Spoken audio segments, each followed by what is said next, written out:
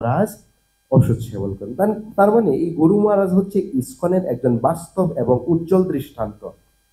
রূপ গোস্বামী পাদ যেমন ভক্তিরসামৃত সিন্ধুতে তিনি বলছেন, ইহাদস্য হরে দাস্য কর্মণা মনসা গিরা নিখিলাসু অপি অবাস্তেষু জীবন মুক্ত সজ্জতে। যারা কায়মন বাক্য দিয়ে ভগবানের সেবা করেন তারা এই জগতে থাকার সত্য তিনি মুক্ত। এ হচ্ছেন শিলাজয়বাদক স্বামী গুরু মহারাজ। আর তিনি নিত্যানন্দ প্রভুর কৃপার উপর সব সময় তিনি নির্ভরশীল। এক সময় কি হয়, প্রভু বলছিলেন মহাবরাহ প্রভুর কথা।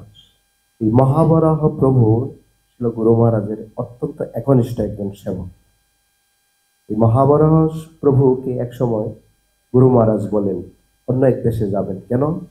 প্রচারকে কেন্দ্র করে। এখন মহাবরাহ প্রভুর হাতে গুরু মহারাজের সম্পূর্ণ ডিটেলস, কোথায় যাওয়া যাবে, কখন যাওয়া যাবে, এখন ওনার শারীরিক অবস্থা কেমন। তখন এক ভক্ত গিয়ে মহাবরাহ প্রভুকে গিয়ে বলেন গুরু মহারাজ চাচ্ছেন ওখানে যাওয়ার জন্য। তখন ওই ভক্ত পুনরায় এসে গুরু মহারাজকে বললেন যে মহাবরাহ প্রভু বলছেন আপনাকে না যাওয়ার জন্য। এখন মহাবরাহ প্রভুর কথার উপর আপনাকে নির্ভরশীল হতে হবে, কারণ আপনার শারীরিক সুস্থতার সম্পূর্ণ দায়িত্ব হচ্ছে মহাবরাহ প্রভুর।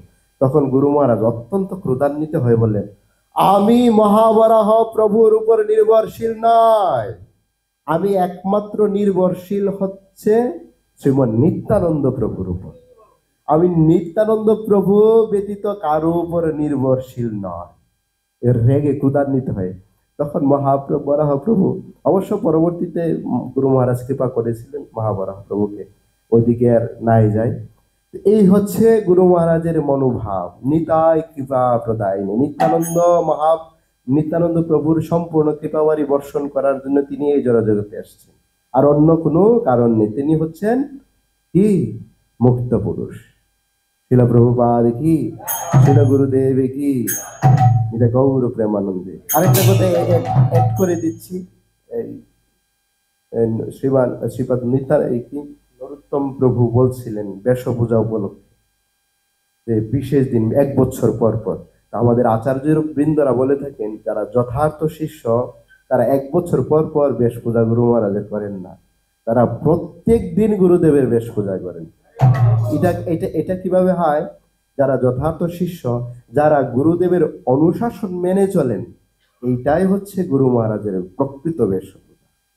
গৌর প্রেমানন্দ। তাই আমার জন্য আশীর্বাদ করবেন, এবং আমি শিল গুরু মহারাজের নিকট আজকে এটাই আমার প্রার্থনা, গুরু মহারাজ যেন যাতে করে আমাকে কৃপা আশীর্বাদ করেন, আমি যেন আমার গুরু মহারাজের অনুশাসন মেনে চলতে পারি। আপনাদের নিকট আমার এই প্রার্থনা। শিল গুরু মহারাজ কি, গৌর প্রেমানন্দ। অসংখ্য ধন্যবাদ প্রভুকে আমাকে বিশেষ সুযোগ দেওয়ার জন্য। আপনাকে ধন্যবাদ সুন্দর করে বলার জন্য। আমি এখন বিশেষভাবে অনুরোধ করছি টোটারা গোপীনাথ প্রভুকে এখানে একটু আসার জন্য। গুরু মহারাজ সমাধি প্রভু আসুন কৃপা করে বলার জন্য। হরে কৃষ্ণ।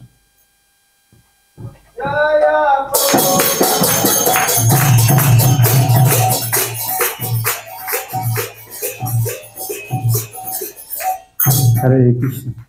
পঞ্চকল্পতরু ভাষিত ভাষন্তে দেবতা পতিতানাং পবন বৈষ্ণবৈবান।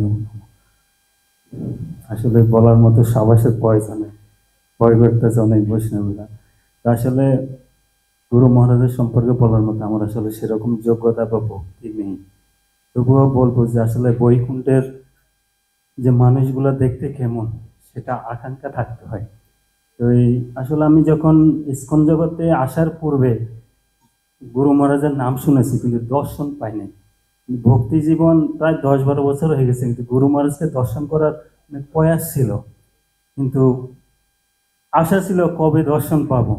কিন্তু গুরু মহারাজ যখন সিঙ্গাপুরে আসছেন, যখনই দর্শন করেছি তখনই আমি আমার ভিতর থেকে কেমন যেন একটা পরিবর্তন আসে গেছে, যে আসলে বৈকুণ্ঠের মানুষগুলা কেমন, যে সাধারণভাবে আমরা দেখতে পাই কেউ অসুস্থ হলে কেমন লাগে, কিন্তু গুরু মহারাজকে যখনই দেখেছি যেন নিত্য একটা রূপ দর্শন করেছি।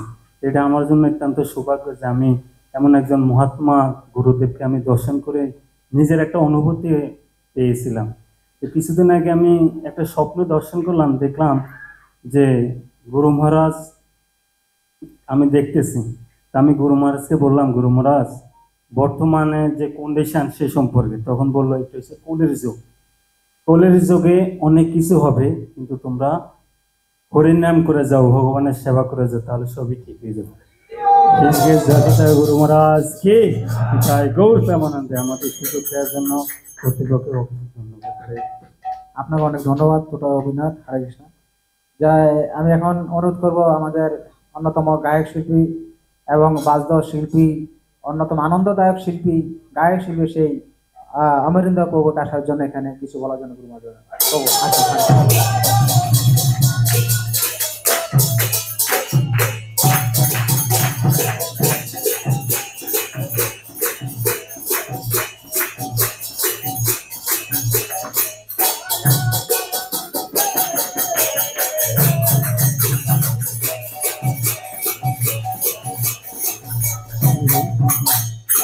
অসংখ্য ধন্যবাদ আমাকে গুরু মহারাজের বিষয়ে আলোচনা করার জন্য একটু সময় দেওয়ার জন্য। নমোয়ম বিষ্ণু পাদে কৃষ্ণ পৃষ্ঠে বৈতলে শ্রীমতে জয় পতাকে স্বামী নামিনী নম আচার্য পাদায় নিতাই কৃপা পদায় গৌর কথা ধামদায় নবগ্রামদায়। তো গুরু মহারাজের সম্বন্ধে আমি ছোট্ট একটা লীলা বলবো। গুরু মহারাজকে যারা বাস্তবিকভাবে আমি যে একটা লীলা দর্শন করেছি ওইটার বিষয় নিয়ে একটু আলোচনা করবো সামান্য। আমি ভক্তি জীবনে আসার আগে গুরু মহারাজের সাথে একটা লীলা আছে, আমি ওইটা বলবো না, আমি মায়াপুরের যে বিষয়টা ওইটা নিয়ে বলতে চাচ্ছি।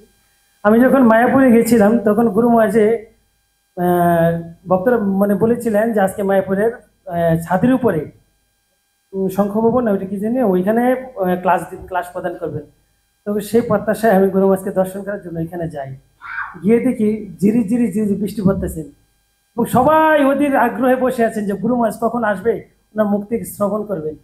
আমি ওইটাই বলতে চাইছি গুরু মহারাজ যে কতটুকু আধ্যাত্মিক এবং ভগবানের যে ভগবানের বাণী প্রচার করার জন্য এভাবে পৃথিবীতে আমাদেরকে কলি যে এই যুগে উনি যে অবতরণ করেছেন। তো সেইটা গুরু মহারাজ যখন আসার আগ মুহূর্ত ঝিরি ঝিরি বৃষ্টি পড়ছেন, ভক্তরা এত আগ্রহে বসে আছেন গুরু মহারাজকে দর্শন করার জন্য এবং গুরু মহারাজের মুখের বাণী শ্রবণ করার জন্য। আর তখন ওইখান থেকে নিউজ আসে কি জানেন যে গুরু মহারাজ আজকে ক্লাস দিবেন না। সবাই চুপ করে থমকিয়ে দিলেন। হঠাৎ করে এত বৃষ্টি শুরু হলো, এমন একটা পরিস্থিতি ছাদের উপরে থেকে নামার ব্যবস্থাটা খুব একটা এত ভক্তের সময় কম, এখান থেকে নামারও একটা ব্যবস্থা নেই, এরকম তাড়াতাড়ি করে নামবে আর এমন ভাবে বৃষ্টি পড়ছে যার যেভাবে বসে আছে আর গুরু মহারাজের কাছে প্রার্থনা করছে। সবাই গুরু নামের ধ্বনি দিতে শুরু করলেন, জয় পতাকা স্বামী গুরু মহারাজ কি, এরকম ভাবে জয় দিতে শুরু করলেন। হঠাৎ করে নিউজ আসলে কি জানেন গুরু মহারাজ আসতেছে। আর বৃষ্টির চাপ এত বাড়লো, নাই কোনো ছাতা, কারণ এখানে তো ছাতা নেওয়ার কোনো প্রশ্ন ওঠে না, যেহেতু ক্লাস শ্রবণ করবেন। তো কোনো ছাতা নেই, কোনো শেল্টার নেই, উপরে ছাদের উপরে কোনো শেল্টার নেই। আর গুরু মহারাজ তখন এই ভিতরে ছিলেন, একটা গ্লাসের যে উইন্ডো ছিল ভিতরে আসবেন, আর ভিতর থেকে মাইক্রোফোনের বক্সের মাধ্যমে আউটে কথাটা যায়। আপনারা বাইরে থেকে যা বলি না কেন ওটা ভিতরে প্রবেশ করে না, কিন্তু উনি যা বলবেন স্পিকার সে বাইক সেটে আর ভিতরে স্পিকার দিয়ে কথা বলবেন। তো হঠাৎ করে বৃষ্টি এরকম ভাবে জুড়ে আসতে লাগলো, কেউ একজনও নড়ে নাই, একজন উঠে দাঁড়ালো না যে বৃষ্টি পড়ছে আর মহারাজ তো আসবেই না, অলরেডি বলেই দিয়েছেন। তারপর কেউ নড়ে নাই। তাদের ভক্তি, তাদের বিশ্বাস যে গুরু মহারাজ অন্তর্যামী, আমাদের যে মনের ভাষা অবশ্য বুঝতে পারি। এবং তাও জানেন যে আকাশ মেঘাচ্ছন্ন, বৃষ্টি অজরে পড়ছে, ছিল অল্প, যখন বলছে যে আসবে না তখন ভারী বৃষ্টি। তারপর গুরু মহারাজ পরীক্ষা করেছেন মনের ভক্তিটা, যে দেখি ভক্তরা কিরকম। এই পরীক্ষা করতে যখন অত জোরে বৃষ্টি নামা শুরু করলো, কেউ উঠে নাই, কেউ পর্যন্ত শেল্টার ধরে নাই, বসে আছে। আমিও বসে আছি, বৃষ্টি কিছু করেন নাই। হঠাৎ করে নিউজ আসলে গুরু মহারাজ চলে আসবেন আর হরি বল জয় তো দিতে শুরু করলেন, আর হরে কৃষ্ণ মহামন্ত্র কীর্তন শুরু করে তাৎক্ষণিক বৃষ্টি তাৎক্ষণিক বন্ধ হয়ে গেছে। এর যে গুরুদেবের মহিমা। তো আমার প্রসঙ্গ দাঁড়িয়ে যাচ্ছে আসলে বিষয়টা বলে খুব ভালো লাগলো, এরকম একটা এই সঙ্গ আপনাদের মানে এই বিষয়টি নিয়ে আলোচনা করার জন্য। আর আমাকে কে আশীর্বাদ করবেন যেন এই গুরুদেব গুরু মহারাজ কে আশীর্বাদ করবেন আমি যেন ভালো ভক্তি জীবনযাপন করতে পারি আর ভক্তদের মানে কখনো আঘাত না করি। আর আমার যদি কোনো ভুল ত্রুটি থাকে আমাকে ক্ষমা করবেন। হরে কৃষ্ণ। জয় হিজ গ্রেস অমরিন্দ্র প্রভু কি জয়।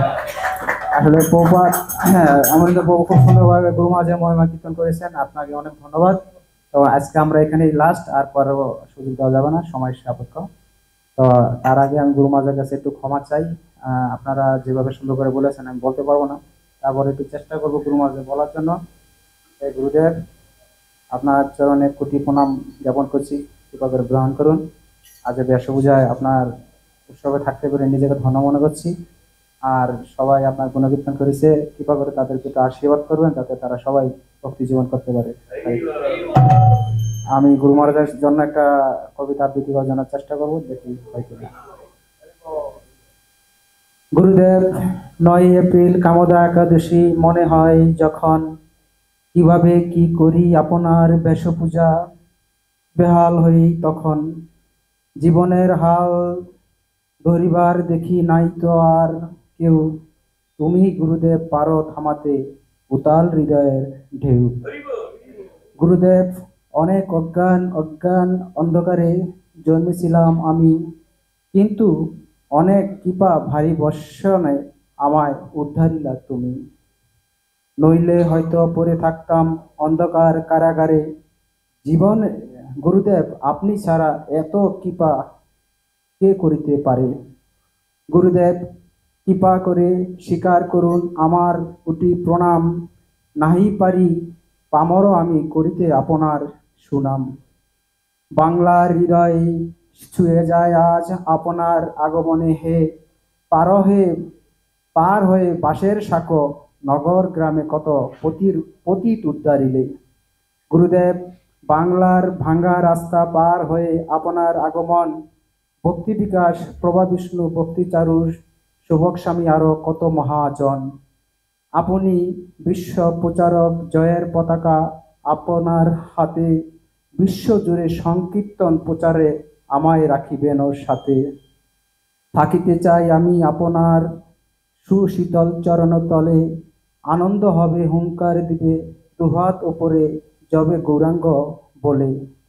গুরুদেব, আশীর্বাদ করুন আজ আমায় হে গণেশজন, আপনার বেশপূজায় এই অদম বলরাম অনুজার নিবেদন। বলরাম অনুজ প্রভু কে, কবিতা আবৃত্তি কে, গৌর প্রেমানন্দে। অসংখ্য ধন্যবাদ সমস্ত ভক্তবৃন্দদের। আমি একটা বিষয় শেয়ার করব সবার সাথে। আসলে আমাদের এখানে যখন ভগবানের জয়ধ্বনি দেওয়া হয়, তারপরে একটা গুরু মহারাজের জয়ধ্বনি দেওয়া হয়, তো অনেকেই বলে আপন আপন গুরুদেব। আমি জানি না এটা কতটা যথাযথ যে আপন আপন গুরুদেব। আমরা জানি ইসকনের সমস্ত গুরুদেবরাই প্রভুপাদের কৃপাপ্রাপ্ত। একজন